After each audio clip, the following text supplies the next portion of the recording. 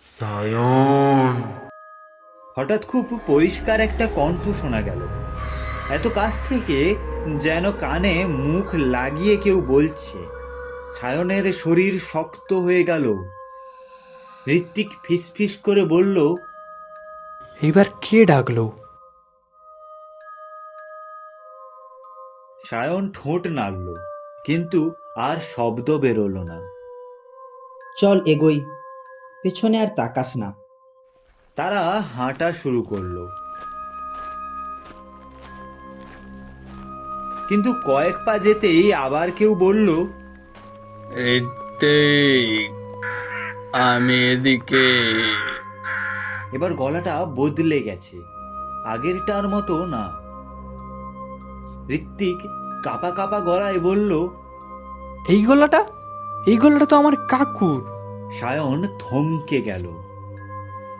আরে হ্যাঁ, ঠিক তাই তো, এটা তো তোর কাকুর গলা। ঋত্বিক মাথা নাড়ল। হ্যাঁ, রাহুল ঘড়ির দিকে তাকালো। ঋত্বিক, এই দেখ, আমরা তো ভেতরে ঢুকেছিলাম সকালে, তাহলে ঘড়িতে এখন বিকেলের মতো সময় দেখাচ্ছে কেন? আচ্ছা, সময় ঠিকঠাক চলছে তো? উজানপুরের জঙ্গলে সময় থাকে না, এখানে আগে পরে সবই একসাথে। হাঁটতে হাঁটতে তারা বুঝলো গাছের ছায়াগুলো ঠিক মতো গাছের সঙ্গে মিলছে না।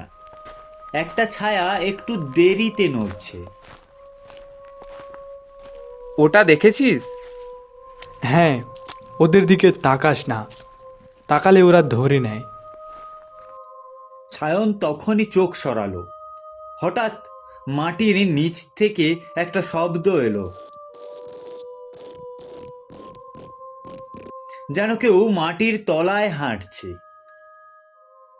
আচ্ছা, শব্দটা কোথা থেকে আসছে? যারা আগে ঢুকেছিল ওরা এখন আর উপরে থাকে না। তারা থামতেই চারপাশ একদম নিস্তব্ধ। তারপর জঙ্গলটা যেন কথা বলল। তিনজনে ঢুকেছিস, সবাই একরকম না, কেউ থাকে আবার কেউ ফেরে। কথাটা শুনে সায়ন কাঁপা কাঁপা গলায় বলল, চল আমরা ফিরে যাই।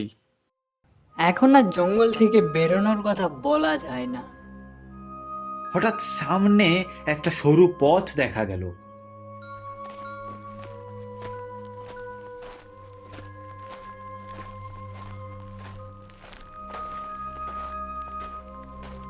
এই পথটা তো আগে ছিল না। এই পথে গেলে হয়তো বেরোবো। উজ্জানপুরের জঙ্গল কখনো সোজা রাস্তা দেয় না, ফিরে যাওয়ার জন্য। রাহুল। ঠিক তখন পেছন থেকে আবার ডাক। রাহুলের শরীর কেঁপে উঠল।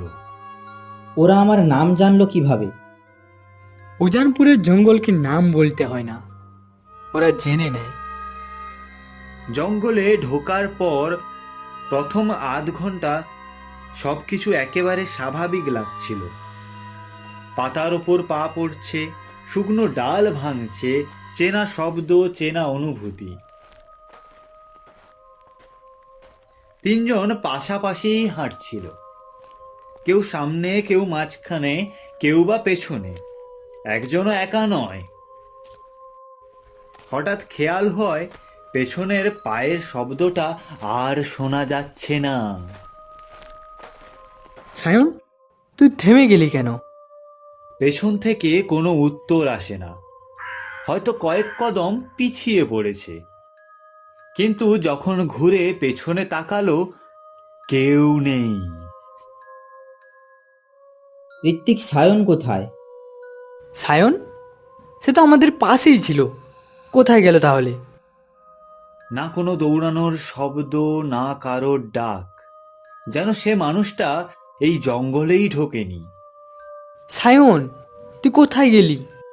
নাম ধরে ডাকা হয় একবার দুবার, কিন্তু নামটা উচ্চারণ হতেই চারপাশের পরিবেশ ভারী হয়ে আসে। পাতাগুলো নড়ে ওঠে, কিন্তু বাতাস নেই। গাছের ফাঁক দিয়ে একটা ছায়া সরে যায়। ছায়াটা কোনো মানুষের ছিল না। কেউ যেন ফিসফিস করে বলছে, সে সামনেও যায়নি, সে পেছনেও যায়নি, সে জঙ্গলের ভেতরেই আছে, কিন্তু জঙ্গলের অংশ হয়ে গেছে। এদিকে আয়। হঠাৎ দূরে একটা ডাক শোনা যায়, আর তারা দুজন ভয়ে পুরো ঘাবড়ে যায়। চেনা গলা, কিন্তু সেই গলায় একটা অস্বাভাবিক টান। আরে এটা সায়নের গলা তো। হ্যাঁ, ঠিকই তো, এটা তো সায়নের গলা। ডাকটা আসে গাছের ভেতর থেকে।